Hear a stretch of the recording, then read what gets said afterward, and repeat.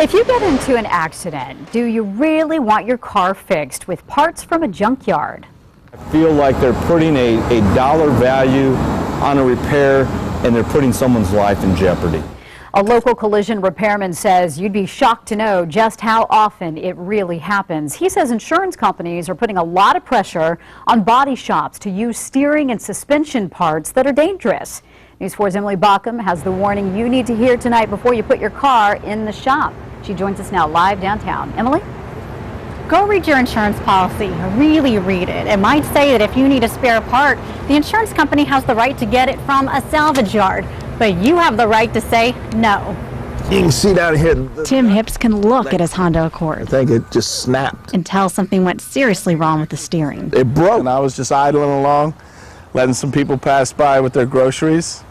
And boom, it just broke. He got another big surprise when he saw the repair estimate. And I was just like, no. And realized the insurance company wanted to fix his car with parts from salvage yards. They're old wrecked cars. And if I'm going to pay good insurance money, I expect new parts. So do most customers. But collision repairman Dale Tabaka says it doesn't matter what insurance you have. Pretty much all the insurance companies are doing this. Or what body shop you go to. Dealership is doing the same thing. Or even where you live. Tabaka says all over the country, insurance companies are recommending salvage yard parts. They may tell you, hey, we're going to use a used door or a used fender, and that's okay. But what's not okay, he says, steering parts are being plucked from salvage yards and placed in your car.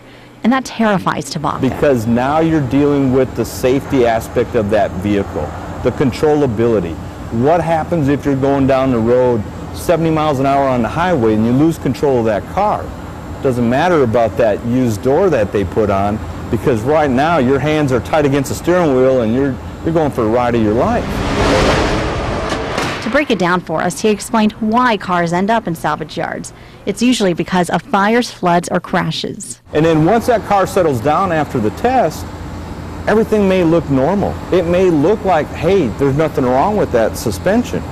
But it takes a pretty good beating in that test. And another beating when it's picked up by a forklift and exposed to the elements in a salvage yard, like this knee assembly part. So when I turn my wheel in my car, this is what you're turning. Tabaka says an insurance company got it from a Kansas City salvage yard and told him to use it. Emily, I said no way. The only way he would use it is if he took it apart and replaced all the little joints and bearings. He did a dye penetrant test to show us why. Got a couple of dots right in this area. The dye reveals cracks. You know, and I've got a little something right here. That are too small for the naked eye to see. That crack will eventually get larger. When it gets larger, that's going to be a bad thing. This part cost the insurance company $175 from a salvage yard. Tabaka says it would take $900 to fix it the right way. When it comes to safety and your family's safety, can you put a dollar figure on that? And here's the kicker. It was the #1 insurance company. That's why he's speaking out, so you can protect yourself. I would start with the shop that's going to do the repairs. Be sure you know the lingo that will show up on an estimate. Here are some big clues. LKQ, like, kind, or quality. QRP, quality replacement parts, or recycled. These parts could be coming from anywhere. Tabaka says ask for OEM, original equipment manufacturer, or AM, aftermarket. These are new parts that are made for your car. You'll pay a lot more for a new part, maybe 2 or 3 times the amount of a salvage part.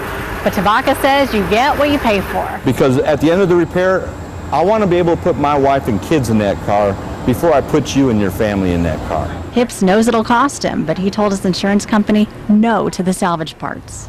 I want to have a clear conscience when I get back behind the wheel of the car and go up the road. And if you have a new car, you really want to be aware of this. New cars have such advanced steering technology that a salvage part probably won't be able to keep up. You talked with some of the insurance companies. What are they saying about this? We did hear from the Insurance Council of Texas today, and they want to make it clear you as the consumer can go to any shop you want and order whatever parts you want. But as we said earlier in the story, it will cost you more time and money. Really look over those estimates. All right, Emily, thank you very much.